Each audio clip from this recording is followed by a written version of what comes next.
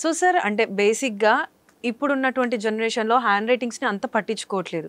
అంటే మనం చిన్నగా ఉన్నప్పుడు ఏంటి అని అంటే స్కూల్స్లో హ్యాండ్ రైటింగ్ సరిగ్గా రాకపోతే టీచర్స్ కొడుతుండేవారు. అసలు ఎప్పటికీ స్టూడెంట్ లైఫ్ అనేది ఒక రెగ్యులర్ ప్రాసెస్. ఈ హ్యాండ్ రైటింగ్ అనేది స్టూడెంట్ లైఫ్లో ఎంత ఇంపార్టెంట్ అంటారు? స్టూడెంట్ లైఫ్లో అయితే 100%. మీకు నాకు హ్యాండ్ రైటింగ్ అనేది సరిగ్గా రాకపోయినా పర్వాలేదు, మనం మేనేజ్ చేయొచ్చు. కానీ సగటు విద్యార్థి, ప్రత్యేకించి అభివృద్ధి చెందుతూ ఉన్న దేశాలు, ఇండియా లాంటి డెవలపింగ్ నేషన్స్లో 100% అని నేను చెప్తాను. ఎందుకంటే నేను చాలా చిన్నగా ఉన్నప్పుడు, లేదా మనం చిన్నగా ఉన్నప్పుడు సబ్జెక్ట్ నాలెడ్జ్ చాలా బాగుండేది, హ్యాండ్ రైటింగ్ చాలా బాగానే పర్లేదు మ్యాచ్ అయ్యేలా ఉండేది. ఇప్పుడు మనకంటే ఇంకా ఎక్కువ సబ్జెక్ట్ నాలెడ్జ్ ఉంది పిల్లలకి, కానీ హ్యాండ్ రైటింగ్ సరిగా లేదు, ప్రజెంటేషన్ చాలా తక్కువగా ఉంది. కేవలం ఆ ఒక్క కారణంతో చాలా తక్కువ మార్కులు తెచ్చుకుంటున్నారు. అది నా మనసుని కలిచివేసే చాలా గొప్ప పెద్ద విషయాల్లో అదొకటి. అదొక్క కారణం వల్ల ఒక అరమార్కు కూడా తగ్గకూడదు యాక్చువల్లీ.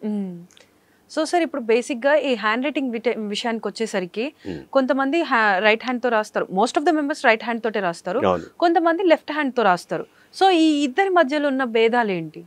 రైట్ హ్యాండ్తో రాసేవాళ్ళు 92% ఉంటారు ప్రపంచంలో. 8 నుంచి 10% మంది మాత్రమే లెఫ్ట్ హ్యాండర్స్ ఉంటారు. హ్యాండ్ రైటింగ్ విషయానికి వస్తే అసలు ఏమాత్రం తేడా లేదు. ఎందుకంటే ఒక మనిషి, ఒక స్టూడెంట్ అయినా, ఒక జనరల్ పర్సన్ అయినా రాసేసిన తర్వాత మీరు ఆ హ్యాండ్ రైటింగ్ చూస్తే అది కుడి చేత్తో రాశారా ఎడం చేత్తో రాశారా తెలియదు ఎవరికి. అంటే ఏ చేత్తో రాసినా రైటింగ్ మాత్రం బాగుండాల్సిందే.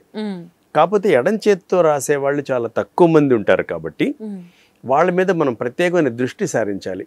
తక్కువ మంది అనగానే మనకు మైనారిటీలోకి వచ్చేస్తారు. ఎడమ చేతి వాళ్ళ, దేనికి పనికిరాని వాళ్ళేమో, అరే ఎడం చేతి వాళ్ళు అయ్యో పాపం అనేలాంటి ఒక చెడు భావం సమాజంలో ఉంది. అది చాలా తప్పు.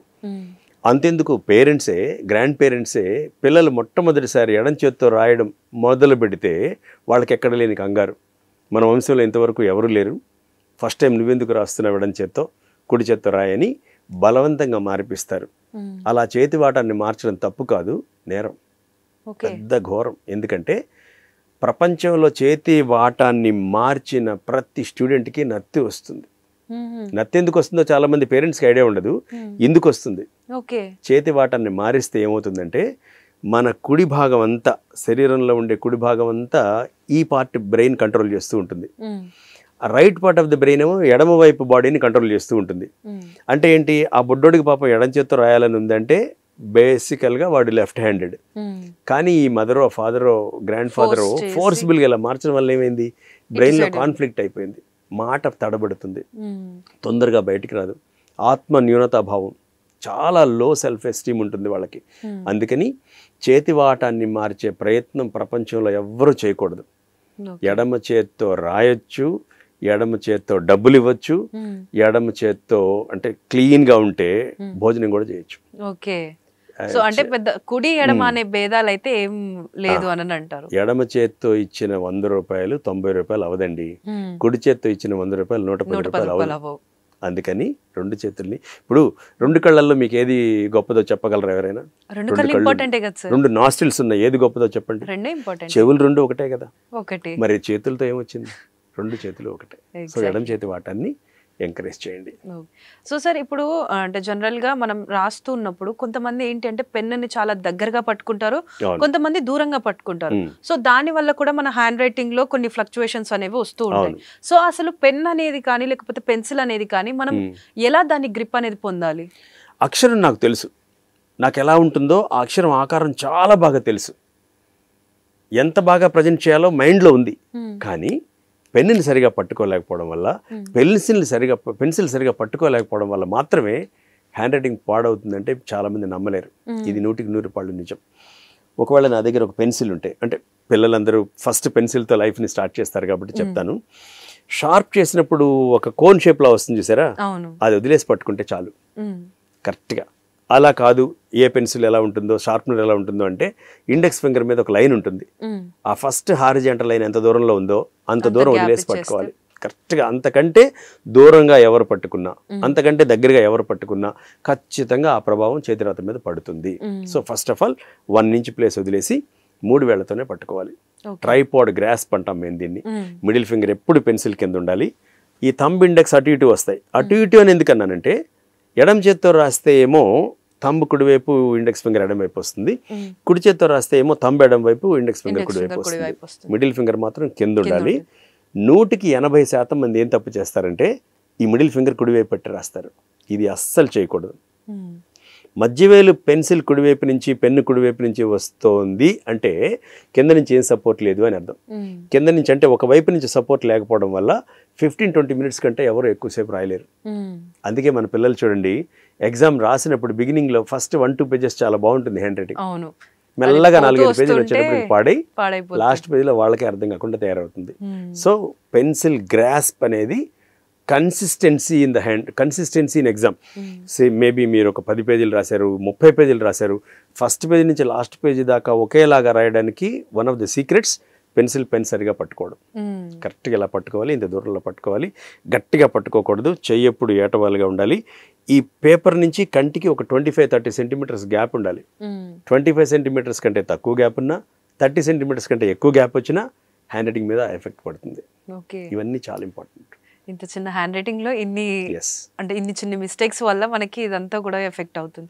సో సార్ బేసిక్ గా ఇప్పుడు మనం ఎక్కడ స్టేషనరీ షాప్స్ చూసుకున్నా ఎక్కడ గానీ రైట్ హ్యాండెడ్ పీపుల్ ఉన్నారు కాబట్టి అన్ని ఇన్స్ట్రుమెంట్స్ వాళ్ళకి తగ్గట్టుగానే ఉన్నాయి. మరి లెఫ్ట్ హ్యాండెడ్ పీపుల్ కి ఎలా సార్? ఈ పెన్సిల్ నేను షార్ప్ చేయాలనుకోండి, కుడి చేతి వాటం నాది, నాకు కుడి చేత్తో ఒక రాయిని విసిరేయాలన్నా, కుడి చేత్తో అన్నం తినాలన్నా, కుడి చేత్తో షార్ప్ చేయాలన్నా కన్వీనియంట్ గా ఉంటుంది. షార్ప్నర్ ఈ చేతిలో పట్టుకుని ఈ పెన్సిల్ని నేను ఇలా షార్ప్ చేస్తాను. కానీ ఎడం చేతి వాటం ఉండేవాళ్ళు పాపం చాలా ఇబ్బంది పడతారు. వాళ్ళకి ఎడం చేయ చాలా కన్వీనియంట్గా ఉంటుంది, డామినెంట్ హ్యాండ్ అంటారు దాన్ని. ఆ డామినెంట్ హ్యాండ్ని వదిలేసి పాపం వాళ్ళు కూడా కుడి చేత్తో షార్ప్ చేసుకోవాల్సిన పరిస్థితి. ఎందుకంటే మీరు చెప్పినట్టు అన్ని స్టేషనరీ స్టోర్స్లో దొరికే షార్ప్నర్లు అన్నీ కుడి చేతి వాటం వాళ్ళ కోసమే తయారు చేశారు, సిజర్స్ వాళ్ళ కోసమే తయారు చేశారు. ఈ రీసెర్చ్ బాగా చేసి కొన్ని డెవలప్డ్ నేషన్స్లో, యూకే, యూఎస్ఏ, ఆస్ట్రేలియా లాంటి నేషన్స్లో మీరు స్టేషనరీ షాప్స్కి వెళ్తే సపరేట్గా వాళ్ళకు షార్ప్నర్ ఉంటుంది. ఫర్ ఎగ్జాంపుల్ ఈ షార్ప్నర్ మీద మీరు వెళ్ళని చూడొచ్చు. ఇది లెఫ్ట్ హ్యాండర్స్ కోసం డిజైన్ చేసిన ఒక షార్ప్నర్.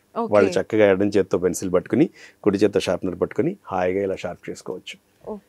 అలాగే ఈ సిజర్స్ చాలా చాలా ఇంపార్టెంట్ ఇన్స్ట్రుమెంట్. నేను కుడి చేత్తో దీన్ని వాడలేను, ఎడం చేతి వాటం వాళ్ళే దీన్ని బాగా వాడగలుగుతారు, థంబ్ ఇలా వస్తుంది. సో ఇది ఎడం చేతి వాటం వాళ్ళ కోసం ప్రత్యేకంగా తయారు చేసిన ఒక సిజర్స్. ఇంకా ఇంపార్టెంట్ స్టూడెంట్స్కి అయితే ఈ రూలర్ అంటాం మనం, స్కేల్ అంటాం. నాకు రైట్ హ్యాండ్ సైడ్ 1, 2, 3, 4 ఉంటే ఇలా పెట్టి నేను స్కేల్ పెన్సిల్ పెట్టి రాస్తాను. ఎంతవరకు కావాలో, ఎన్ని సెంటీమీటర్స్, ఎన్ని ఇంచెస్ కావాలో చూసుకుంటాను.